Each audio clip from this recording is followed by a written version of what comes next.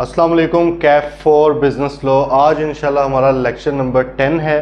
Chapter 3 हम discuss कर रहे हैं और इसमें बड़ी ही आज एक इम्पोर्टेंट डिस्कशन हमने करनी है कंसिडरेशंस विदाउट एग्रीमेंट उसके ऊपर। उससे पहले थोड़ा सा हम कल का रिकैप कर लेते हैं। कल हमने क्या पढ़ा था? हमने कल कंसिडरेशन की बात की थी कि कंसिडरेशन है क्या। उसकी डेफिनेशन को जब एनालाइज किया गया तो हमें कुछ उसकी बातें पता चली, जैसे कि consideration must be at the desire of promisor. Promisor की डिज़ायर पर होगी। जिस बंदे ने कोई काम करना है वो चाहेगा कि अगला बंदा उसको क्या प्रोवाइड करे, पैसे दे, चीज़ें दे, वॉट जो भी है। ऑब्वियसली ये पहले ही डिसाइड हो जाता है। ऑफर एक्सेप्टेंस में यही होता है ना, एक बंदे ने ऑफर किए, दूसरे ने एक्सेप्ट किया, तो उस वक्त ही ये कंसिडरेशन वगैरह डिसाइड होती है। लेकिन प्रोमिजर की मर्जी के साथ ये चीज़ हो रही होती है।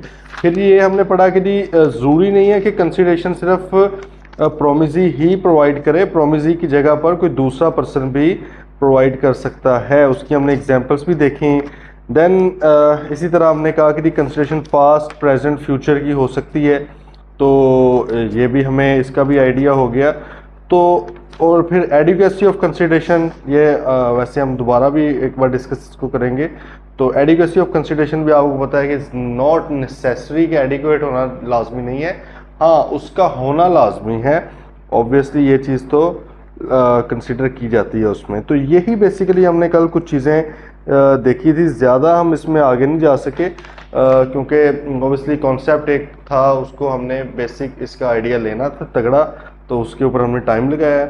बाकी हमें पता है कि कंसिडरेशन कोई भी ऐसी चीज़ नहीं होनी चाहिए जो कि promisor already bound to do था। मतलब है कि उसने पहले ही वो काम करना ही करना था, तो भाई ये नया कॉन्ट्रैक्ट आप एक कर रहे हो, उसके अंदर वही वाला काम उससे क्यों कंसिडरेशन के तौर पे ले रहे हो। इसकी हमने एग्जांपल्स भी ली थी कि फॉर एग्जांपल अगर आप मतलब क्लास की बात की जाए तो आपने फ़ी दे के आप पढ़ रहे हैं, लेकिन अगर मैं दोबारा कहूँ कि भाई आप अगर मुझे फ़ी देंगे तब मैं ये वाला लेक्चर दूंगा, तो ये गलत बात है। क्यों?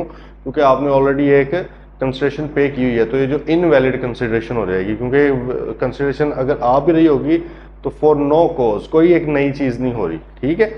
और इसी तरह हमने कहा कि अगर कोई पुलिस ऑफिसर है, उसने लेट से कहा कि पैसे दोगे तो ही मैं आपकी एफआईआर रजिस्टर होने दूंगा, तो ये भी गलत है। उसकी ड्यूटी ये है, अगर मतलब है कि हमारे पास हम एफआईआर को रजिस्टर करवाना चाह रहे हैं तो वो होनी चाहिए। ये पैसे लेकर क्या सीन है, ठीक है। तो इस तरह बाकी एक था कि consideration must be real and not illusory. Real होनी चाहिए, हकीकी कोई होनी चाहिए कंसिडरेशन, इल्यूजन ना हो, मतलब है कि कोई मफरूज़ा ना हो, कोई अननोन या अनसर्टन चीज़ ना हो। ये हमने देखा। अच्छा जी, आज ज़रा आगे बढ़ते हैं। तो ये है कि एग्रीमेंट्स विदाउट कंसिडरेशन। हमने एक बात पढ़ी थी जब हमने मतलब जो सेकंड चैप्टर था, कॉन्ट्रैक्ट एक्ट का फर्स्ट चैप्टर था, उसके अंदर हमने बात की थी एग्रीमेंट जो होता है वो प्रॉमिस प्लस कंसिडरेशन होती है। यही पढ़ा था हमने। Agreement is equal to promise plus consideration. Promise पे हमने बहुत डिटेल में पढ़ लिया पूरा चैप्टर 2, ठीक है। इसमें ऑफर एक्सेप्टेंस वगैरह पढ़ ली हुई है। कंसिडरेशन के ऊपर हल्का सा हमें आइडिया है, अब उन्होंने पूरा चैप्टर इस पे डाल दिया है, ठीक है। तो इसको हम डिटेल में देखते हैं। हमने कहा था कि अगर कंसिडरेशन नहीं है तो प्रॉमिस पीछे बच जाता है, तो सिर्फ प्रॉमिस तो एग्रीमेंट नहीं होता। तो भाई एज ए जनरल रूल से मुराद क्या है कि आम तौर पर तो यही है, बुनियादी जो नुक्ता है लीगल प्रोविजन है वो तो यही है कि agreements without consideration are void. Without consideration agreement होते ही नहीं हैं, लेकिन एक्सेप्शंस हैं कुछ इसकी। क्या चीज है भाई? Exceptions to above rule. इस रूल की कुछ एक्सेप्शंस हैं, मतलब है कुछ ऐसे एग्रीमेंट्स हैं जो कि प्रॉपर कॉन्ट्रैक्ट भी बन जाते हैं इवन विदाउट कंसिडरेशन। अदरवाइज तो एग्रीमेंट ही ना बन पाता। कॉन्ट्रैक्ट तो भी आगे की बात है, अगर कंसिडरेशन ना हो तो एग्रीमेंट ही नहीं बनता, सिर्फ प्रॉमिस रह जाता है। लेकिन वो कहता है कि भाई कुछ एग्रीमेंट्स इस तरह के हैं जो कि आप कर सकते हो इवन विदाउट कंसिडरेशन। तो वो भाई हमने डिस्कस करने हैं। उसमें आपके ये आते हैं जी। एक एग्रीमेंट आया था जी natural love and affection, natural love करने का एग्रीमेंट नहीं है। ये देख लेते हैं क्या है इसका मतलब है। अगर आपने कोई एग्रीमेंट किया है out of natural love and affection, ठीक है, तो उसके लिए रिक्वायर्ड नहीं है। सेकंड अगर हम बात करें तो हमने कहा कि भाई कंप्लीटेड गिफ्ट का, कंप्लीटेड गिफ्ट है इसका। फिर हम कहते हैं जी पास्ट वॉलंटरी सर्विसेज, पास्ट में आपने कोई रजाकाराना सर्विसेज दी थी, अब प्रोमिसर का मूड हो गया आपको पैसे देने का। इसकी भी हल्की सी हिंट मैंने आपको पहले दी थी, जहाँ पे वो एग्जांपल पढ़ रहे थे, आग लग गई है, उसकी सामान को एक बंदा आके बचाता है तो वो आगे से कहता है अब मैंने तुम्हें कौन सा कहा था बचाओ, क्यों? क्योंकि consideration must be at the desire of promisor. Promisor साहब कह रहे हो तुम मेरे से पैसे मांग रहे हो, मैं क्यों दूं पैसे, तुमने जो काम किया मैं तो तुमसे मांगा ही नहीं था। लेकिन वहां पर भी अगर वो देना चाहे खुद से, जोर जबरदस्ती से नहीं ले सकते, खुद से देना चाहे तो पास्ट वॉलंटरी सर्विस की बेस पर देगा। आप देखें ना, बदले में कंसेशन से उस वक्त कुछ भी नहीं मिल रही जिस वक्त ये एक्ट हो रहा है। पास्ट में मिली थी, ठीक है, इस वक्त तो नहीं ना मिल रही कुछ भी, बदले में वो कुछ भी नहीं ले रहा, सिर्फ आपको पैसे दे रहा है। और पास्ट में भी वॉलंटरी सर्विस थी, रिक्वायर्ड तो नहीं थी किसी की तरफ से। बात समझ रहे हैं भाई? ये है और आपका टाइम बार डेट है। क्या है जी? Time barred debt, time barred debt. अच्छा, इसके अलावा इधर देख लें, कुछ अदर एग्रीमेंट्स भी हैं, अदर एग्रीमेंट्स जिनमें कंसिडरेशन लाजमी नहीं है, दे रहे हैं तो सही है। फॉर एग्जांपल एजेंसी का, ये हम चैप्टर 10 में पढ़ेंगे। चैप्टर 10 नहीं है ना इसका, हाँ ठीक है। फिर जी बेलमेंट, ये आपके सिलेबस का पार्ट ही नहीं है अब। फिर गारंटी का, ये भी सिलेबस का पार्ट नहीं। बात बड़े ही गौर से समझनी है, छोड़ दें जो इधर उधर कुछ और हरकत अगर कर रहे हैं तो। हमने कहा कि जी agreements without consideration are void. अगर कंसिडरेशन नहीं है तो पीछे बढ़ गया, सिर्फ प्रॉमिस हो, प्रॉमिस तो नहीं एग्रीमेंट होता। लेकिन कानून कहता है कि भाईजान फिर भी ये 3 अदर कॉन्ट्रैक्ट्स के नाम से आप देख लें, ये तो चलो अलग है, फिर हमारा फोकस इसके ऊपर है। कहते 4 इस तरह के एग्रीमेंट्स हैं, इस तरह के 4 एग्रीमेंट्स हैं जो कि आप विदाउट कंसिडरेशन भी कर सकते हो। मतलब कंसिडरेशन मिल जाए तो ठीक है, ना भी मिले 0 रुपीज, इसके लिए 1 रुपए वाला भी सीन जरूरी नहीं है। वो देखें, वो जो 1 रुपए वाली हम एग्जांपल लेते हैं वो भी कंसिडरेशन तो है ना, चाहे 1 रुपया ही है, 0 नहीं है।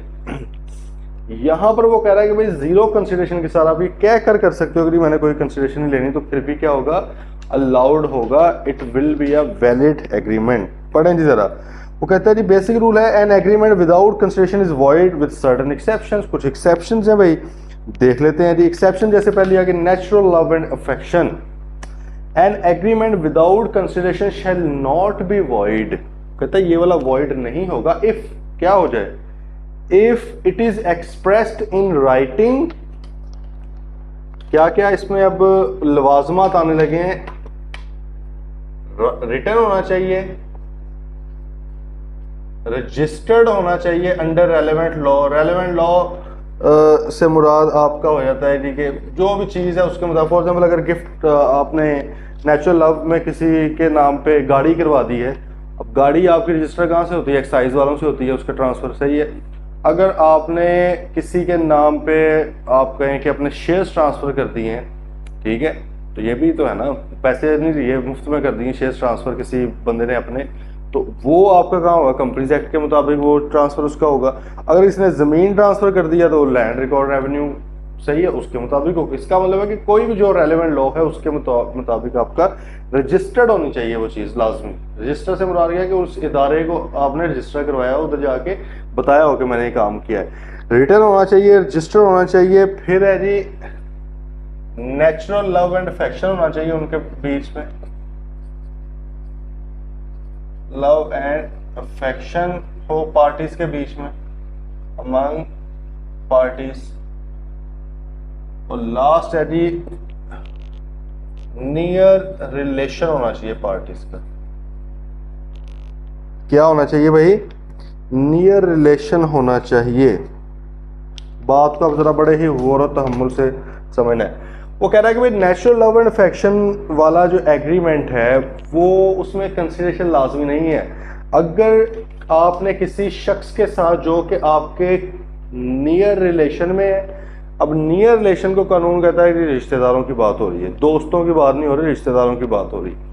अगर आपके रिश्तेदार हैं, आपके वालिदैन हैं, आपके भाई बहन हैं, आपके बच्चे हैं, ठीक है, दादा दादी वगैरह है, नाना नानी वगैरह है, चाचू मामू शामू, ये लोग मतलब जो करीबी रिश्तेदार हैं, ठीक है।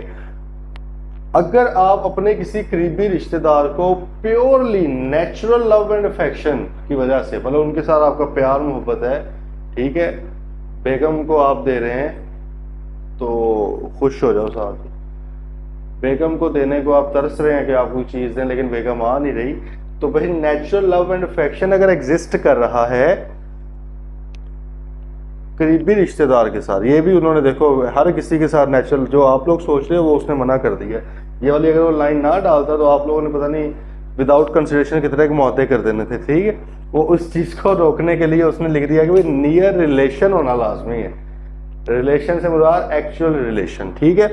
नियर रिलेशन हो नेचुरल लव एंड अफेक्शन में, अगर आप उस बंदे को रिटर्न फॉर्म में कोई एग्रीमेंट कर दें कि भाई मैं आपको ये चीज़ दूंगा, और वो जो भी चीज़ दे रहे हो उसको वो रजिस्टर्ड हो अंडर रेलेवेंट लॉ, तो भाईजान ये क्या है? एक वैलिड एग्रीमेंट है। वैलिड एग्रीमेंट है तो इन्फोर्सेबल भी है, तो भाई कॉन्ट्रैक्ट है प्रॉपर। अब इसमें है कंसिडरेशन नहीं आ रही। आप मिसाल ले लेते हैं, मिसाल के तौर पे एक वालिद साहब हैं, उन्होंने अपनी बेटी के नाम पे एक गाड़ी ट्रांसफ़र करवा दी। उन्होंने कहा कि भाई ये लो जाओ यशी करो, ठीक है, ड्रिफ्टिंग करो, ये तुम्हारे नाम पे मैंने गाड़ी करवा दी है। अब अब्बा जी की गाड़ी है, बेटी के नाम पे वो करवा रहे हैं, जाहिर है उधर गए रजिस्टर भी करवा लिया एक्साइज वालों के पास। रिटर्न फॉर्म में होना चाहिए ये वाला एग्रीमेंट लिख कर ये पहुंचे। ज़रा हमने पीछे एक बात की थी कि भाई ओरल कॉन्ट्रैक्ट भी उतना ही वैलिड है जितना कि रिटर्न कॉन्ट्रैक्ट है, अनलेस कानून ने किसी जगह पर स्पेसिफिकली कहा हुआ है कि ये होना ही सिर्फ रिटर्न चाहिए। तो मैंने आपको कहा था कि हम पढ़ते जाएंगे, आपने वहां पे जाके खुद लिखते जाना है। तो आपने पहला पॉइंट उधर लिखा होता आर्बिट्रेशन एग्रीमेंट, जो कि हम चैप्टर 18 में पढ़ेंगे, ठीक है। उस उधर एग्जाम्पल में भी था, इसलिए हमने उधर लिख लिया। ये वाला भी अब जाके उधर लिख लें, agreement in natural love and affection, सही है, ये भी उधर जाके लिख लें पॉइंट। ये लिखें भाई, ये पेपर में आया, अगर आ गया ना क्वेश्चन, यदि कोई 3 एग्जाम्पल्स हैं जो रिटर्न में होनी चाहिए, क्योंकि लिखी एज इट इज किसी जगह पे नहीं लिखी हुई, हमें खुद ही वहां से इधर उधर से ढूंढ के करनी पड़नी है। तो भाई ये खुद लिखोगे आपके माइंड में आएगा क्या है। ये आपने रिटर्न फॉर्म में होना चाहिए नेचुरल लव एंड अफेक्शन वाला, ठीक है जी। तो भाई आपने रजिस्टर भी करवा लिया, रिटर्न भी करवा लिया, अब बाप बेटी का प्यार भी है और नियर रिलेशन भी है। अच्छा, यहाँ पर एक बात बड़ी ही इंपॉर्टेंट है कि जरूरी नहीं है कि हर नियर रिलेशन में नेचुरल लव एंड अफेक्शन भी हो, लड़ाई भी हुई हो सकती है उस वक्त, ठीक है। मिसाल के तौर पे आप ये कह लें कि जी एक भाई ने अपने दूसरे भाई के नाम पे लेट से कोई एक घर ट्रांसफ़र कर दिया, लेकिन उनकी लड़ाई थी उस वक्त, सही है, लड़ाई किसी भी वजह से, कोई डिस्प्यूट होगा, एनीथिंग, तो नेचुरल लव की वजह से नहीं किया, किसी और रीजंस की वजह से किया है। बाकी रजिस्टर करवा लिया, रिटर्न भी है, नियर रिलेशन भी है। जब वो हो गया तो भाई साल भर वो जिस भाई ने ट्रांसफ़र किया तो वो अदालत में चला गया कि सर ये कैंसिल करें, ये मैंने नेचुरल लव में नहीं किया। अब वहाँ पे जाहिर है साबित होगा, अगर हो गया साबित, सिर्फ ये वाला पॉइंट कि वो नेचुरल लव उस वक्त नहीं था, क्योंकि ज़रूरी नहीं है कि हर रिलेशन के साथ आपका नेचुरल लव हो। अगर उस मौके पर उस वक्त नेचुरल लव एंड अफेक्शन मौजूद नहीं था, मतलब आपने किसी और रीज़न की वजह से किया है, किसी ने ज़बरदस्ती करवा लिया, किसी ने घर वालों ने बाकियों ने मिन्नत तल्ला करके करवा लिया, आपका दिल नहीं था, ठीक है। तो भाई आपने अगर ये उधर प्रूफ कर दिया तो ये वाला कॉन्ट्रैक्ट क्या हो जाएगा भाई, वॉइड हो जाएगा कॉन्ट्रैक्ट। ये बात आ रही है, बात कर रहे हैं, फॉलो है नहीं, समझ आ रही है। तो ये भाई सिस्टम है नेचुरल लव एंड अफेक्शन के एग्रीमेंट का, कि इसमें आप अगले बंदे को कोई भी चीज़ दे सकते हो विदाउट कंसिडरेशन, उससे कोई कंसिडरेशन लिए बगैर, ठीक है। लेकिन शर्त यह है कि चारों चीज़ें पूरी होनी चाहिए। एग्जाम्पल देखें, Azam for natural love and affection promises to give his son Babar 10,000 उसने कहा भाई आयरलैंड के मैच में तुमने 4 छक्के मार दिए हैं, ओवर में जाओ शाशी करो, ये 10,000 रुपये मैं तुम्हें देता हूँ, ठीक है। Azam puts promise to Babar into writing and registers it, और ये उसने रजिस्टर भी करवा लिया। अब 10,000 रुपये कैश का कहीं से होता तो नहीं रजिस्टर, लेकिन चलो उसने लिख दिया ना कि रजिस्टर अंडर रेलेवेंट लॉ, आपने भी यही लिख दिया करना है, चलिए उसने रजिस्टर करवा लिया अगर कहीं से होता भी है तो ठीक है। अब मतलब हमारा ये मसला नहीं है कि वो कहाँ कहाँ से रजिस्टर्ड होते हैं, ये तो मैं आपको एग्जांपल्स दे रहा था। एक्साइज में करवा लेते हैं आप, लैंड रिकॉर्ड में करवाते हैं, पेपर में उसने नहीं आपसे पूछना कि ये वाली चीज़ कहाँ पर रजिस्टर होती है, ये तो एग्जांपल्स थी। आपने सिंपल वहाँ पे क्या लिख देना है, रजिस्टर अंडर रेलेवेंट लॉ, बस। अब उसने कहा उसने उसको रजिस्टर भी करवा लिया। देखें जी, आजम और बाबर, आजम साहब उसके फादर हैं, तो नियर रिलेशन भी हो गया, for natural love and affection उसने लिख ही दिया है, तो ये पॉइंट भी हो गया। फिर उसने कहा कि जी रजिस्टर करवा लिया है और राइटिंग में भी है, तो जाहिर है। अच्छा, रजिस्टर्ड अगर कोई चीज़ करवाई जा रही है तो वो उसमें बाय डिफ़ॉल्ट होता है, मतलब कि वो रिटर्न भी होगी, क्योंकि जब भी आप कुछ रजिस्टर करवाने जाते हो आपको पता है ना, कोई फॉर्म ही फिल करना पड़ता है ना, लिखना ही पड़ता है। जुबानी तो नहीं बोलेंगे यार चलो मैं बोल रहा हूँ तुम रजिस्टर कर लो, इस तरह नहीं होता। तो ये बाय डिफ़ॉल्ट है, इम्प्लाइड मतलब होता है इसका कि अगर रजिस्टर हो तो रिटर्न भी होगा, अगर रजिस्टर हो तो रिटर्न भी होगा, ये इम्प्लाइड है। लेकिन अगर उसने स्पेसिफिकली बता ही दिया तो ज़्यादा अच्छी बात है, लेकिन अगर वो ना भी बताए ना, अगर वो सिर्फ रजिस्टर बता दे तो इसका मतलब ही क्या है, रिटर्न भी है, क्योंकि without being return it can not be registered. ठीक है जी भाई, पहली आ गई समझ। कोई क्वेश्चन किसी भी तरह का अभी पूछ लें। नेक्स्ट आ जाए जी, ये ज़रा इधर आ जाए आगे, कंप्लीटेड गिफ्ट, ये फिर वापस आते हैं क्योंकि दोनों एक जैसे लगते हैं। कंप्लीटेड गिफ्ट है भाई, क्या है कंप्लीटेड गिफ्ट? वो कहते हैं gift is the transfer of certain existing movable और इमूवेबल प्रॉपर्टी। कोई मतलब कोई मूवेबल से मुराद गाड़ी है, कोई चेयर है, कोई फर्नीचर है, मतलब जो मूव हो सकता है, और इमूवेबल से मुराद लैंड होगी, बिल्डिंग वगैरह होगी। अच्छा, रिमूवेबल और immovable property made voluntarily and without consideration. इसका मतलब है पहला पॉइंट आ गया हमारा, मूव इमूवेबल को तो छोड़े ना, वो तो इधर भी होता है, हर जगह भी होता है। मेन हमारा पॉइंट क्या है जी कि वॉलंटरली दिया गया है, रजाकाराना तौर पर दिया गया है, विदाउट कंसिडरेशन। ठीक है, फिर वो आगे क्या कह रहा है जी, by one person to another, देने वाला डोनर है, सही, डोनेट उसने कर दिया है, ले जिसको हुआ है वो डोनी है। ठीक है, and accepted by or on behalf of donee, जाहिर है उसने एक्सेप्ट भी तो करना ही है। Any completed gift actually made between donor and donee is valid although without consideration. A gift is executed in writing through a deed duly registered. अच्छा, अब इसमें दूसरा पॉइंट कंप्लीटेड होना चाहिए, ये बात समझने वाली है बस इसमें कि ये कंप्लीट होना चाहिए, और फिर आ गया जी वो रिटर्न भी होना चाहिए, और फिर आ गया रजिस्टर्ड। ये आप समझ लें एसेंशियल्स हैं इसके ये एसेंशियल्स हैं, चारों चीजें मौजूद होंगी बैक वक्त एक ही टाइम पर, फिर ये नेचुरल एंड अफेक्शन वाला विदाउट कंसिडरेशन वैलिड माना जाएगा। अदरवाइज इसमें कंसिडरेशन डालनी पड़ जाएगी अगर एक भी चीज मिस है तो। कंप्लीटेड गिफ्ट वाला ये चारों चीजें मौजूद होनी चाहिए। अब ये जरा समझ लें भाई, उसने कहा है कि अगर एक शख्स, अच्छा इसमें पहले तो देखेंगे नियर रिलेशन वाली चीज़ नहीं आई, ये जो है रिटर्न है, ये इधर भी है, रजिस्टर्ड है, ये इधर भी है, ये भी वॉलंटरली होता है। ठीक है, उसने स्पेसिफिक लिखा नहीं है, लेकिन इधर जो लिख दिया है, होता तो वो भी वॉलंटरली है ना, ज़बरदस्ती थोड़ा हो रहा है, मतलब ज़रूरत कोई मजबूरी थोड़ी थी। अच्छा, अब यहाँ पर कंप्लीटेड गिफ्ट में भाई वो ये बातें कर रहा है, तो ये इसका मतलब है कि नियर रिलेशन इधर नहीं रिक्वायर्ड। इधर आप जो सोच रहे थे ना गिफ्ट देने का वो दे सकते हैं, ठीक है, अनलेस आगे से कुटना पड़ जाए।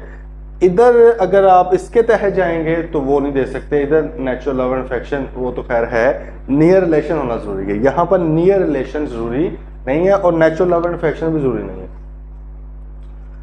अच्छा, अब वो ये कह रहा है कंप्लीटेड गिफ्ट में कि भाईजान आप किसी भी दुनिया के शख्स को अगर कोई गिफ्ट देते हैं, वॉलंटरली देते हैं, रिटर्न हो जाती है वो एग्रीमेंट थी, और रजिस्टर भी करवा लेते हैं रेलिवेंट लॉ के अंडर। ये तो हमें कॉन्सेप्ट का पता लग गया ना, तो ये वैलिड माना जाएगा अगर वो गिफ्ट कंप्लीटेड है। ये वाली बात समझिए, कंप्लीटेड का क्या मतलब है।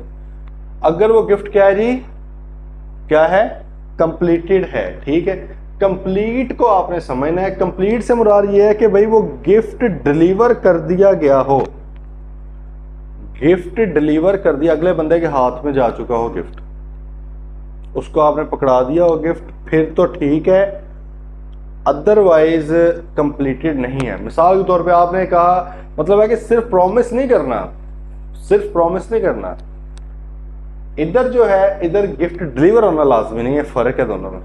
इधर प्रॉमिस भी चल जाएगा, बात आ रही है समझ? अब ये इसलिए इधर से समझे, इधर देखो उसने लिखा ही नहीं कि कंप्लीटेड होना चाहिए, उसने कहा कि सिर्फ एक प्रॉमिस, मतलब बेसिकली एग्रीमेंट कर लेना। एग्रीमेंट क्या है? प्रॉमिस प्लस कंसिडरेशन, प्रॉमिस ही है ना, कौन सा अभी फौरन नहीं करना है, बात कर रहे हैं फॉलो।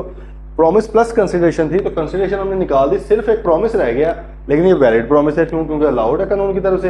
एक प्रॉमिस आपने कर लिया रिटर्न फॉर्म में, रजिस्टर्ड फॉर्म में, नेचुरल लव एंड अफेक्शन या नियर रिलेशन के साथ, तो भाई ये वैलिड है, चीज उसी वक्त डिलीवर करना लाजमी नहीं है, फ्यूचर में कभी कर लेंगे। इधर जाके वो कहते हैं नहीं नहीं, कहता किसी के साथ भी कर लो दुनिया, किसी भी शख्स के साथ, लेकिन रजिस्टर होना चाहिए, रिटर्न होना चाहिए, वॉलंटरली होना चाहिए और कंप्लीट होना चाहिए। क्या होना चाहिए भाई? कंप्लीट होना चाहिए, अगले के हाथ में पकड़ा दी हो आपने चीज। घर अगर किसी के नाम पे करना है आपने, तो घर दे दिया हो, उसके हाथ में ओनरशिप के डॉक्यूमेंट्स पकड़ लिए हो, उसने आगे हो।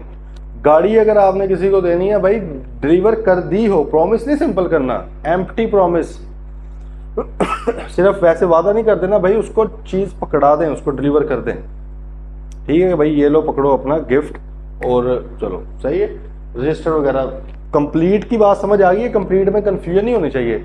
पेपर में ऑब्वियसली सिनेरियो आएंगे, उसमें वो कहेगा, फॉर एग्जांपल सिनेरियो कोई आ सकता है कि जी बताएं इसके क्या ये विदाउट कंसिडरेशन हो सकता है, और उसके ऊपर आमतौर पे दोनों केसेस लीगल प्रोविजन दोनों की लग रही होती हैं।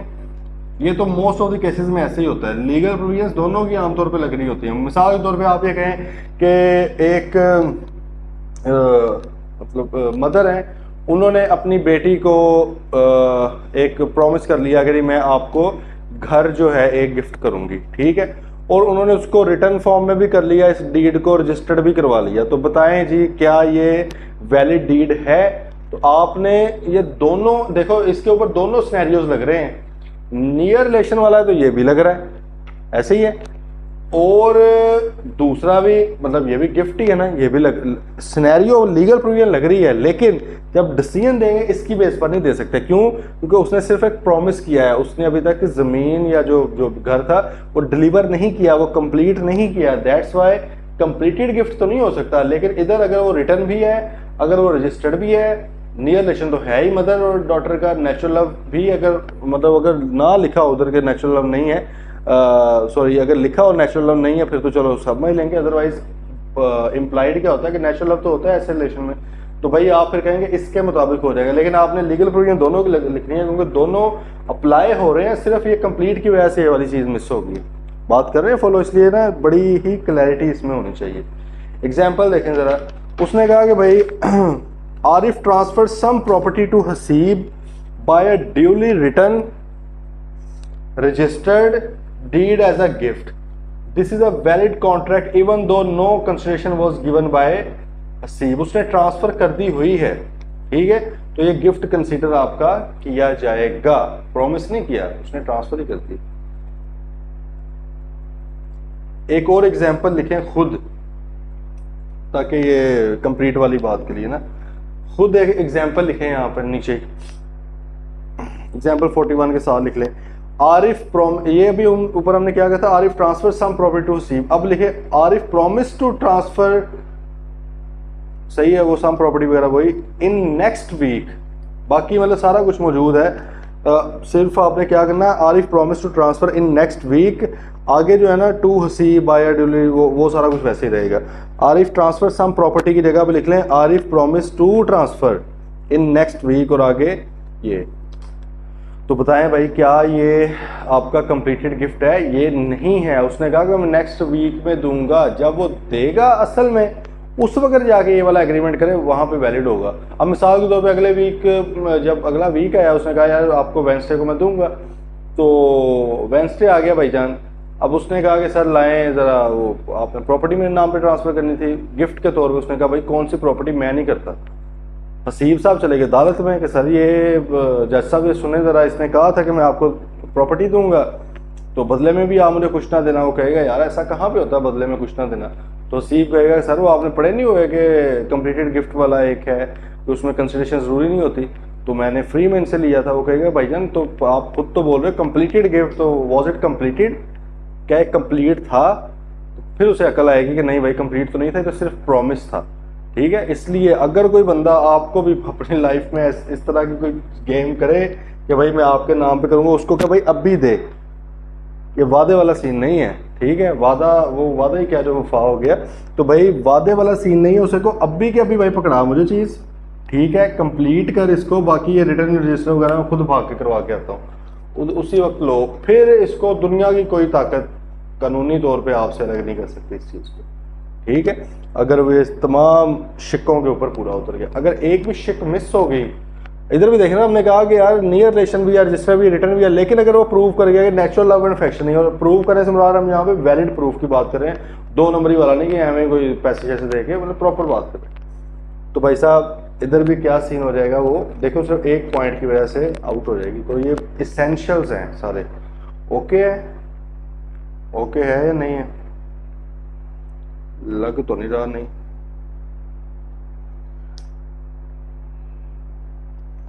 अच्छा इधर वैसे मेरे माइंड में कहा गया एक और लिख लें, ये हमने 3 लिखे थे ना, एक आप लिख लें चैरिटी भी। चैरिटी भी विदाउट कंसिडरेशन ही होती है ना, ठीक है।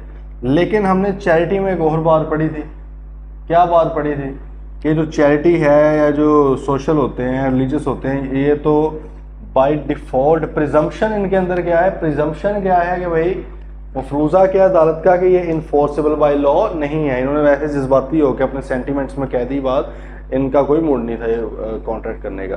प्रिजम्पशन यही है, लेकिन अगर आप प्रॉपर उसको इन्फोर्स करवा दें, मतलब इन्फोर्स करवाने से मुराद है कि आप लिख दें कि भाई वाकई इन्फोर्सेबल है, या लिखने से भी दूसरी चीज़ आप एक निकाल लेते हैं, मतलब उससे एक और बेहतर तरीका है क्या, चैरिटी भी इन्फोर्सेबल हो जाती है। उसमें जाहिर है एक तरफ से कुछ जा रहा होता है, दूसरी तरफ से तो नहीं आ रहा होता है। आगे लिख लें बस, इफ लायबिलिटी इनकर्ड, अगर लायबिलिटी अगले बंदे ने आपके वादे की बेस पर इनकर कर लिया, मिसाल के तौर पे आपने मस्जिद में जाकर कहा कि 10 बोरियां सीमेंट की मेरी तरफ से, अब वैसे इस बात की हद तक तो ये इन्फोर्सेबल भी नहीं है, क्योंकि आपको हमने पढ़ा हुआ है ना, ये तो डिस्कस हो गया, social religious domestic agreements are by default not enforceable unless आपने प्रॉपर कोई इसमें कह दिया हो, यार अगर नहीं दोगे तो फिर केस करूंगा ये वो, और अगले ने एग्री भी किया हो, फिर तो चलो सही है। अच्छा, अदरवाइज आपको पता है इन्फोर्सेबल नहीं है। लेकिन अगर वो बंदे ने, इमाम साहब, जैसे पहले भी हमने एग्जांपल ली थी, इमाम साहब ने उसी बात ही कॉल कर दी कि भाई 10 बोरियां सीमेंट भेज दो, मिस्टर शहबाज जो है वो आपको पैसे देंगे। अब मिस्टर शहबाज साहब फंस गए हैं, उधर से वो आ गई जी, उसने कहा हाँ जी सर भेज दी हुई है, इनवॉइस भी आ रही है, ठीक है, लाइबिलिटी इनकर हो गई है। अब देने तो पड़ने हैं ना आपके वादे की बेस पर, फिर आपको देने पड़ने। अदरवाइज अगर सिंपल वादा किया था, वो जाते हैं ना सह रोज़े पे या हाँ तो उधर तबलीग में, तो वहाँ पर वो मतलब एक माहौल बना होता है जो कहते थे कि कौन कौन चलेगा भाई 40 दिन पे। तो मैं भी एक बार गया हुआ उधर स्टूडेंट लाइफ में, तो उधर जाके एक माहौल माशाल्लाह बना होता है बंदे का रूहानी सा। तो उन्होंने कहा कि कौन कौन जाएगा, तो मैंने भी हाथ सा खड़ा कर दिया, तो मैंने कहा अपन चले जाएंगे हम भी।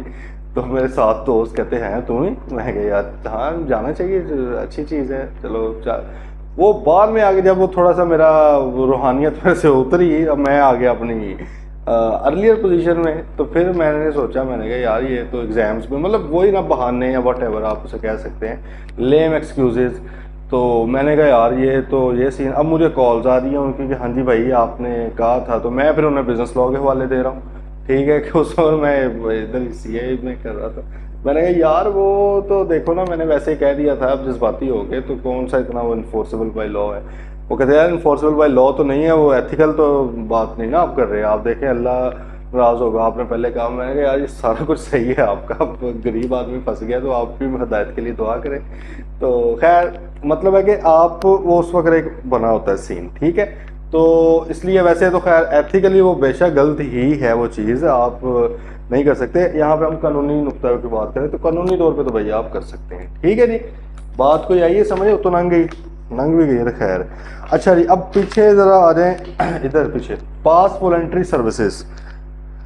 भाई पास्ट वॉलंटरी सर्विसेज के अंदर भी देखो, पास्ट वॉलंटरी सर्विस से मुराद क्या है कि पास्ट में, माजी में किसी बंदे ने आपको रजाकाराना तौर पर खुद ही कोई सर्विस दे दी है और पैसे नहीं उसने डिमांड किए इसके। आपको ऐसे ख्याल आया एक दिन कि यार एक बंदे ने मेरे साथ बड़ा अच्छा किया था, लेट से वो आग फायर वाली बात कर लें, आग लग रही थी गुड्स को, तो एक बंदा आया उसने बचाया, तो आप उसने कहा सर ये पैसे दो मैंने बचाया, ठीक है।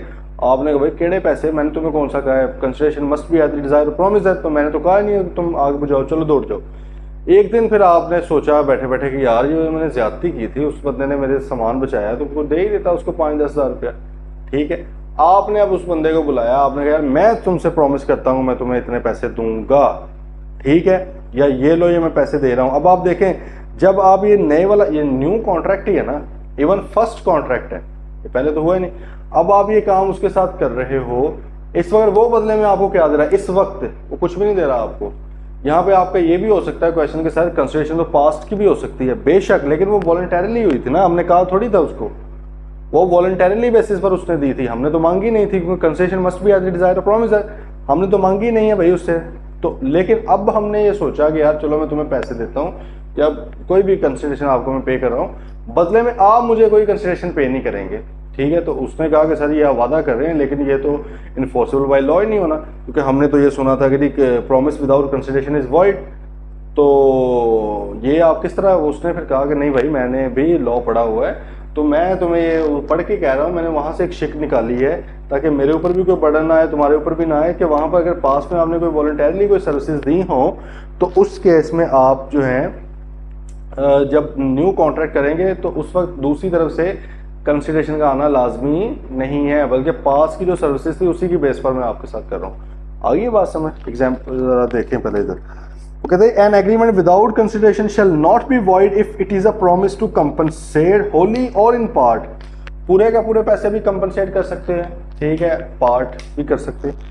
A person who has already voluntarily done something for the promiser or something which the promiser was legally compellable to do, मतलब है कि भाई प्रोमिसर के लिए उसने कोई काम कर दिया या कानूनी तौर पे प्रोमिसर ने वो काम करना था, ठीक है, लेकिन उसके बिहाफ पर कोई और शख्स अगर वो काम कर दे वॉलंटरीली रजाकाराना तौर पर पैसे की एक्सपेक्टेशन ना रखते हुए, ये अच्छा ज़रूरी है इसमें। हमने पीछे जो एग्जांपल कर रहे थे उसमें तो वो कह रहा था ना कि आग बुझाइए तो पैसे दें, लेट से उसने मांगे ही नहीं है पैसे और ना आप भी आगे से ठीक हो गया, उसने नहीं मांगे तो मैं भी नहीं, तो वो वॉलंटरीली बुझाकर आग चला गया, इस तरह की बात है, ठीक है।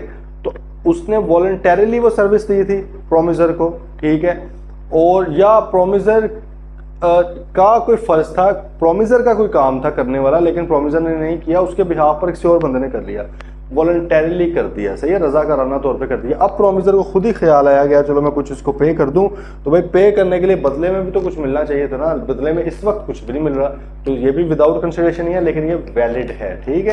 तो अमीर फाइंड्स बुशराज पर्स, अमीर जाहिर अमीर इतना उसको पर्स मिला तो उसने उसको वापस भी कर दिया कि ये लो बेगम, ओ सॉरी बेगम तो नहीं है, पता नहीं कौन है ये, ठीक है, कि ये लो बहन, ये आपको एक आपका पर्स गिरा था।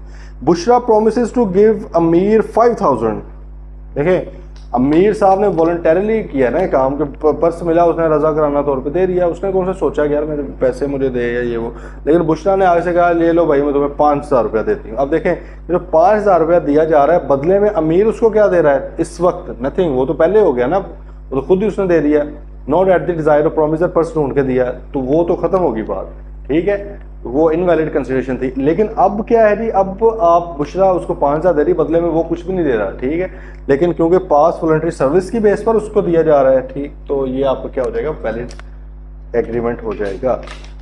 आजम स्पोर्ट बाबर्स इन्फेंट सन, बाबर का कोई छोटा सा भी बच्चा है पैदा हुआ है, वो उसको वो सपोर्ट कर रहा है, मतलब किसी भी तरह लेट से उसका ख्याल रख रहा है।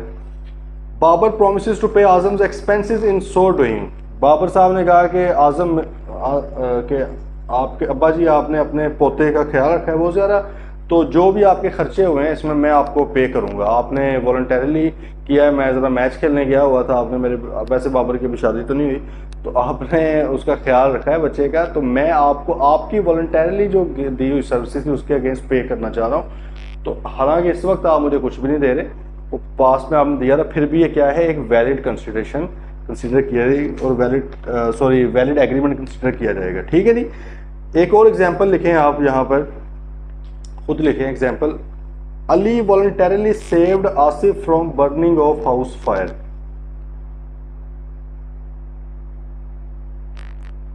From fire, Ali voluntarily saved Asif from burning his house on fire. ठीक है, उसका हाउस भाई जल रहा था तो उससे उसने बचा लिया। किसने? अली साहब ने। वॉलंटरली लेकिन किया, पैसे नहीं डिमांड किए। क्योंकि ना हम आगे जाकर एक पढ़ेंगे क्वाजाई कॉन्ट्रैक्ट्स। क्वाजाई कॉन्ट्रैक्ट्स ये होते हैं कि आप किसी को सर्विस दे रहे हैं लेकिन वो नॉन ग्रेचुइटियस होती है। नॉन ग्रेचुइटस का मतलब है कि आप सिर्फ बदले में शुक्रिया नहीं सुनना चाह रहे, आप पैसे मांग लेना चाह रहे हैं। जबकि ये है वॉलंटरली आपने दिया, आप पैसे नहीं डिमांड करना चाह रहे। उधर एक और सीन आएगा, ठीक है, वो पढ़ेंगे उस वक्त। तो भाई वो कह रहा है कि उसने वॉलंटरली किया। तो अब आसिफ साहब ने प्रॉमिस किया टू पे अली 50K। उसने कहा 50,000 रुपया मैं आपको दूंगा, मैं आपसे प्रॉमिस करता हूँ। इसका रिटर्न रजिस्टर होना कोई लाजमी नहीं है, सिंपल प्रॉमिस है, ठीक है, चाहे ओरल हो जाए। तो उसने कहा कि भाई मैं आपको 50,000 रुपया पे करूंगा। अब मसला पता क्यों आता है? पे करने की हद तक तो ठीक है, अगर वो कर दे तो जबरदस्त है, लेकिन उसने बाद में हफ्ते बार फिर होश आई। अली साहब उसके पास गए, सर वो 50,000 रुपया आपने कहा। उसने कहा केड़ा 50,000 तू मेरे लिए की किया है? भाई मैंने वो बचा कहता वो तुमने खुद बचाई, वो पुरानी कहानियों पे चला जाएगा कि मैंने कब कहा था और ये वो सब कहेगा भैया आपने प्रॉमिस किया था मुझे। तो अदालत में चलेगी, अदालत किसके हक में फैसला करेगी? अली के हक में फैसला करेगी, आसिफ के हक में। आसिफ को उसने कहना कि यार देखो तुमने नहीं देने थे तो जो हो गया था सो हो गया था, तुम्हारी डिजायर पर उसने नहीं बजाया था लेट से, तो तुमने उधर इग्नोर कर दिया, खत्म होगी बात, अल्लाह हाफिज कर दिया। लेकिन और उसने किया भी वॉलंटरली था, वो मांग नहीं सकता था पैसे। लेकिन अब भाई तुमने स्पेशल उसको बुलाया है बंदे को, तुमने उसे कहा है कि मैं आपको पे करूंगा उन सर्विसेज के लिए, तो अब पे करो, क्योंकि एक वैलिड एग्रीमेंट है। वैलिड एग्रीमेंट है, इन्फोर्सेबल भी है, तो एक कॉन्ट्रैक्ट भी है। आगे बात समझ? तो ये मसला है। नेक्स्ट आ गई टाइम बार्ड डेट। क्या आ गया भाई? Time barred debt.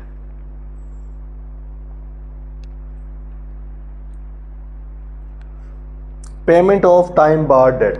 अच्छा, टाइम बार्ड पहले समझ लें क्या है। पाकिस्तान में जी कानून है लिमिटेशन एक्ट, इंडिया में भी है। पाकिस्तान में कानून है जी लिमिटेशन एक्ट। लिमिटेशन एक्ट ये कहता है कि अगर किसी बंदे ने आपके पैसे देने हैं, कर्जा देना, किसी भी तरह का गुड्स खरीदी है, सर्विसेज दी हैं, पैसे कैश लिया है, बैंक से कर्जा लिया है, मतलब किसी भी तरह के पैसे आपने किसी शख्स के से लेने हैं, तो वो कहते हैं वो लेने की जो मुद्दत है ना पैसे, वो ड्यू डेट से 3 साल है। ड्यू डेट से मुराद है कि जिस डेट को पैसे देने थे। मिसाल के तौर पे यदि आज मैं आपको अगर गुड्स बेचता हूँ, चीज़ें बेचता हूँ 5 लाख रुपए की, और मैं आपको कहूँ कि यार आपने 30 जून तक मुझे पे करना है, 30 जून 2024 तक। ड्यू डेट क्या है? आज क्या डेट है? आज है 16 मई है आई बिलीव। तो 30 जून तक मैं कह रहा हूँ, अब 16 मई को ट्रांजैक्शन हो रही है, इनवॉइस हो रही है, इट डजंट मैटर, ये नहीं मैटर कर रही। मैटर क्या कर रहा है? ड्यू डेट क्या है? 30 जून 2024 है। अच्छा, अब 30 जून 2024 को आपने मुझे पैसे पे करने हैं, आप मुझे नहीं पे करते, मैं तरले कर रहा हूँ, कॉल्स। पाकिस्तान में यही हिसाब है, इधर क्लाइंट्स मतलब ऐसे पैसे लेने पड़ते हैं जैसे पता नहीं आपने उनसे कर्जा लेना है। तो अब आप उन्हें कॉल्स कर रहे हैं, पीछे जा रहे हैं, बंदे भेज रहे हैं, यार पैसे दे दे, किस तरह पैसे दे दे। भाई पैसे नहीं आपको मिल रहे, साल गुजर गया है, पैसे नहीं आ रहे 5 लाख रुपए, ठीक है। 2 साल गुजर गए, उसने लाख रुपया भेज दिया, लेट से 4 लाख पीछे रह गया। 3 साल गुजर चुके हैं, 30 जून 2027 आ गया है, 16 मई 2027 नहीं मैटर करता, क्योंकि ड्यू डेट क्या थी? 30 जून थी। आपने ड्यू डेट से 3 साल गिनने। ये बड़ा इंपॉर्टेंट एक चीज़ है कि डेट आपने कौन सी देखनी है। ड्यू डेट से, जिस डेट को ड्यू था डेट वापस करना, उससे 3 साल, ठीक है। 3 साल भाई गुजर चुके हैं, अभी तक पैसे कितने आए थे? 1 लाख रुपया। कानून ये कहता है कि भाई अब आप कानूनी तौर पे उससे पैसे नहीं निकलवा सकते, बस अल्लाह हाफिज, अल्लाह हाफिज होगा। बात आ रही है समझ? 3 साल अगर ड्यू डेट से पास हो चुके हो, गुजर चुके हों, अब आप उससे अपने डेट की पेमेंट कानूनी तौर पे नहीं निकलवा सकते। वो खुद दे दे, उसको तरस आ जाए, जो कि अभी इधर पढ़ने लगे तरस ही आएगा उसको, अदरवाइज आपका हक नहीं अब बनता, आप उसके ऊपर केस नहीं कर सकते। जैसे केस करेंगे अदालत कही ऐसे ड्यू डेट की आती थी 30 जून 2024, और आप कब आए हैं? आप आए जी लेट से 5 जुलाई 2027 को, अदालत फ़ौरन ही कहेगी यार इसको उल्टा जुर्माना लगाओ, ये टाइम वेस्ट कर रहा है कोर्ट का, इसको नहीं पता लिमिटेशन एक्ट का कि जब 3 साल गुजर चुके हों ड्यू डेट ऑफ डेट को, तो उसके बाद आपके पास हक कोई नहीं है मांगने का पैसे, हक कोई नहीं है। तो 4 लाख रुपए आपका अल्लाह हाफिज, हाँ ऊपर हक है, ऊपर ओबियसली अल्लाह आपको लेकर देगा, उसके अगेंस्ट नेकियां वगैरह, इधर दुनिया में कोई नहीं है। तो ये तो ख़त्म होगी कहानी। 4 लाख रुपया वेस्ट होने लगा था, आप जैसे ही उधर से आए, वो जाहिर है दूसरी पार्टी भी आई हुई थी अदालत में, अब कहानी बस मैं सुना रहा हूँ, दूसरी पार्टी भी कोर्ट में आई हुई थी, आप भी थे, 5 जुलाई को आप गए तो 5 जुलाई 2027 को, तो अदालत ने आपको निराश करके वहाँ पे मायूस करके भेजा है। आप वापस आ रहे थे तो आपने उसकी तरफ देखा, अपने बड़ी ही एक अफसरदा निगाहों से उसको कहा कि यार मेरा तो ऑपरेशन था, तो देख लो भाई बस अब क्या करें, चलो अल्लाह ही पूछेगा। उसको आ गया तरस, कहीं उसके दिल में बात कहीं रह गई, उसने कहा यार ये दुनियावी मामला तो बच जाएंगे, ऊपर मैं कैसे बचूंगा।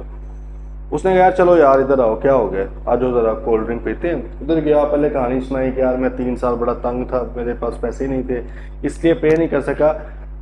यार ऐसे ना करें कि मैं तुम्हें अब पे कर दूं, मैं तुमसे प्रॉमिस करता हूं कि मैं तुम्हें पे करूंगा, वैसे तो तुम्हें पता है कानूनी तौर पे तुम नहीं ले सकते मेरे से यार, लेकिन कहीं तुम अल्लाह से जाके शिकायत ना कर दो, तो इसलिए भाई अभी क्या करते हैं, मैं आपको कोई पैसे पे कर देता हूँ।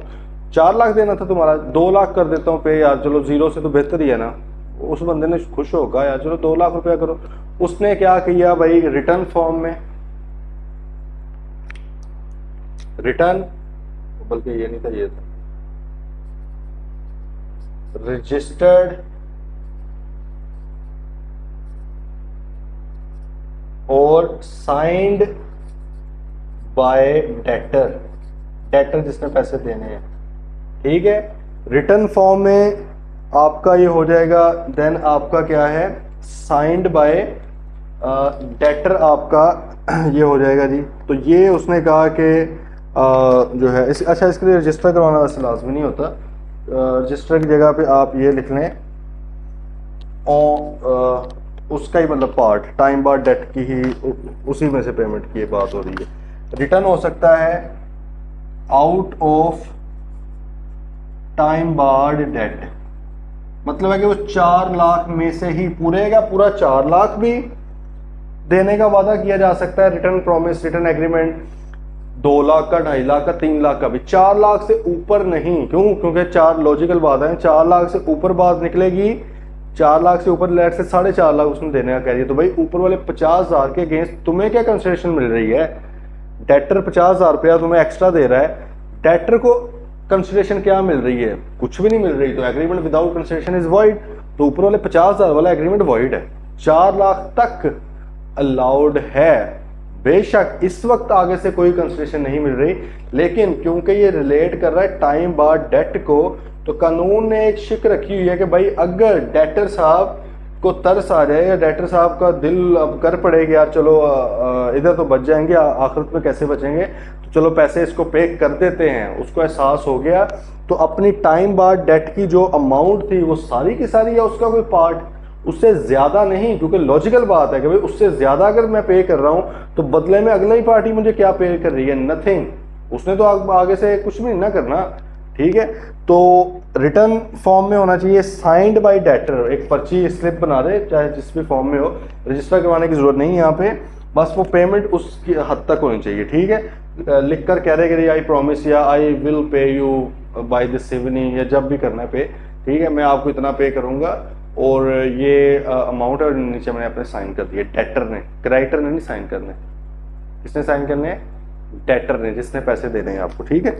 पढ़े जरा, वो कह रहा है कि भाई N agreement without consideration shall not be void if it is a promise made in writing signed by the debtor और हिज एजेंट, डेटर खुद भी कर सकता है, उसका एजेंट भी कर सकता है, and it relates to a payment wholly और in part of time bar debt. ये कोई ऐसी पेमेंट है जो टाइम बार डेट से रिलेट कर रही है, चाहे वो सारी की सारी या उसका कोई part. A time bar debt is a debt which a creditor cannot enforce payment of due to law of limitation, और पाकिस्तान में law of limitation लिख लें 3 years after due date, ये law of limitation है, 3 years after due date, due date के 3 साल। वो कह रहे टाइम बार डेट से मुराद ऐसा डेट है कि जो कि अब क्रेडिटर जिसने पैसे लेने हैं वो इन्फोर्स नहीं इसको कर सकता लीगली, किसी अदालत में जाके नहीं कर सकता। क्यों? क्योंकि 3 साल गुजर चुके हैं। तो अगर कोई ऐसी अमाउंट है और डेटर साहब किसी वजह से कहते हैं जी आगे कि हाँ यार चलो मैं वादा करता हूँ मैं तुम्हें दे रहा हूँ, अब देखिए वो टाइम बार डेट तो कानूनी तौर पर खत्म हो चुका है, मतलब है कि अब आपकी तरफ से कोई कंसिडरेशन नहीं गई हुई, जीरो। अब वो सिर्फ आपको पैसे को पे करना चाह रहे हैं, इसलिए इसको विदाउट कंसिडरेशन कहा जा रहा है ना। वो आपको 4 लाख दे रहा है लेकिन उसको बदले में कुछ नहीं मिल रहा 4 लाख के। पिछले वाली तो कहानी खत्म हो गई है ना, और टाइम बार हो गया बस, अब वो तो मिलने ही नहीं है, अब आपको कानून की नज़र में नहीं मिलने थे वो, अब आपके पैसे ही नहीं है। तो भाई वो आपको 4 लाख दे रहा है, बदले में आप उसको क्या दे रहे हो? जीरो, कुछ भी नहीं दे रहे आप उसको, ठीक है। इसलिए उसने ये कहा कि भाई ये विदाउट कंसिडरेशन है, लेकिन ये वैलिड है अगर 4 लाख तक रहोगे और इसको रिटर्न फॉर्म में और साइंड बाय डेटर में रखोगे तो भाई ओके सीन है हमारी तरफ से। आगे ये बात समझ, टाइम बार डेट एग्जाम्पल देखें, Adeel owes 1000 to Kashif but the debt has become time bar, उसने कहा टाइम बार हो चुका है। Adeel signs a return promise to pay Kashif 900 of this time bar debt, उसने कहा भाई मैं 900 रुपया चलो पे कर देता हूँ और छोड़ दो यार बाकी क्या करने, ठीक है। तो उसने कहा 900 रुपया मैं आपको पे कर देता हूँ, तो उसने आगे से कहा ओके भाई सेम, ठीक है। अच्छा यहाँ पे एक और आगे जाके कॉन्सेप्ट आना है, मैं थोड़ा सा रिलेट कर देता हूँ यहाँ पे, और आप अच्छा पहले तो पीछे पहुंच जाए जहाँ पे हमने रिटर्न एग्रीमेंट लिखने थे, ये लिख लिया था हमने कि ये रिटर्न होना लाजमी है, ये लिख लिया रिटर्न होना लाजमी है, ये भी लिख लिया ना रिटर्न होना लाजमी है। 4 हो चुके हैं अभी तक जो हमने पढ़े हैं। आर्बिट्रेशन एग्रीमेंट रिटर्न होना लाजमी है कॉन्ट्रैक्ट का, नेचुरल लव एंड अफेक्शन का रिटर्न होना लाजमी है, कंप्लीटेड गिफ्ट का रिटर्न होना लाजमी है, और टाइम बार डेट का। अदरवाइज हर कॉन्ट्रैक्ट चाहे वो ओरल हो चाहे वो रिटर्न हो, एक ही वैल्यू है उनकी, सेम वैल्यू है। साबित करना मुश्किल हो जाता है ऑब्वियसली ओरल का या इम्प्लाइड का, लेकिन वैल्यू बिल्कुल सेम है, तमाम प्रोविजंस वैसी की वैसी लगती हैं।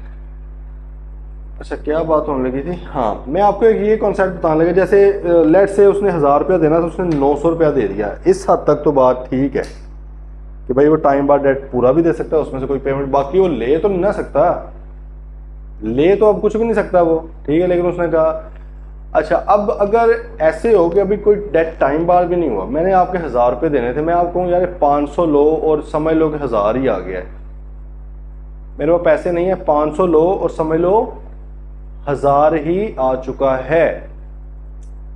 होता है ऐसे, मतलब दुनिया में पार्टीज में ऐसा कोई कॉन्ट्रैक्ट या ऐसी कोई चीज़ कभी कोई नज़र में गुजरी हो, कभी आपने किया हो या आपके साथ हुआ हो कभी कि जी 1000 रुपया देना था लेकिन वो पैसे नहीं थे, तो उसने कहा चलो 500, तो उसने भी कहा यार चलो कुछ तो मिल रहा है ना भाई, जान छोड़, सही है, वह 1000 हो गया तेरी तरफ से। होता है बिल्कुल भाई, होती हैं चीज़ें, होती हैं। मतलब जहाँ से आपको कुछ भी ना मिलता नज़र आ रहा हो, अगर आपको थोड़ी सी किरण एक नज़र आ जाए, किरण से मतलब सूरज की किरण, ठीक है, तो आप कहते हैं कि भाई चलो यार कुछ तो आया ना, तुम 500 दे दो मैं समझूंगा 1000 ही आ गया। अब देखें अगेन बात है कि कॉन्ट्रैक्ट एक्ट 1872 बड़ा ही ह्यूमन बिहेवियर के करीब करीब बनाया गया, कोशिश की गई है कि इंसानी नेचर के करीब, बिहेवियर के करीब बनाया जाए, एटीट्यूड के करीब बनाया जाए। तो भाई इंसानी बिहेवियर तो है इस तरह का कि वो बंदा माफ़ करने को तैयार है, 1000 रुपये 500 रुपया माफ़ करने को तैयार है 500 लेकर, ये 700 रुपया मिल गया उसने कहा 300 जाओ तुम्हें वैसे छोड़ दिए, तो इसलिए ये भी वैलिड है, छोड़े जा सकते हैं पैसे, सही है। ये हम आगे वैसे पढ़ेंगे कि प्रोमिसी जो होता है वो कम कंसिडरेशन लेकर भी आपको पूरी की पूरी एडजस्ट कर सकता है, अलाउड है, इट इज़ वैलिड, ओके। चलें जी, अब नीचे आ गई एडुकेसी ऑफ कंसिडरेशन, तो हमने ये पढ़ा हुआ है the an agreement to which the consent of the promisor is freely given. Consent free थी, वो 5 चीजों में से एक भी चीज नहीं थी। 5 कौन सी थी भाई? Fraud, misrepresentation, undue influence, coercion, mistake, ठीक है, 5 चीजें। वो 5 चीजें अगर नहीं थी उसमें, मतलब कि consent was free from those 5 things, बिल्कुल ओके कंसेंट थी, अपनी मर्जी से होशो हवास के साथ अपने जिम्मेदारी के साथ मैंने एक्सेप्ट किया है। वो कहता है अगर तो ऐसा कोई एग्रीमेंट है जो फ्री कंसेंट के साथ है, is not void merely because the consideration is इनएडिक्वेट। वो कहता है सिर्फ इस वजह से उसको वॉइड नहीं कर देंगे कि कंसिडरेशन इनएडिक्वेट है। इसका मतलब है कि कंसिडरेशन का इनएडिक्वेट होना कोई रेलेवेंट, कोई बहुत कोई प्रीमा फेशी या बल्कि इप्सो फैक्टो अगर कहा जाए, इप्सो फैक्टो से मुराद क्या होता है, सिर्फ एक ही बात इतनी अहम है किसकी बेस पर फैसला हो रहा है। वो कहते हैं ये कोई इतनी बड़ी बात नहीं है किसकी बेस पर आप कह दो चलो जी उठा के बाहर फेंको कॉन्ट्रैक्ट, लाख रुपए वाली चीज़ 10,000 रुपये में कैसे बेचती है। कहता है अगर कंसेंट फ्री है तो वो चाहे 1 रुपये में बेचे, हु आर यू, ठीक है, आपको कोई मसला नहीं होना चाहिए। अगर वो 1 लाख रुपए वाली चीज़ 1 रुपए में बेच रहा है लेकिन कंसेंट फ्री है, कंसेंट फ्री नहीं है, फिर तो मसला है ना। फिर तो चाहे वो 1 लाख वाली चीज़ 1 लाख में भी बेचे।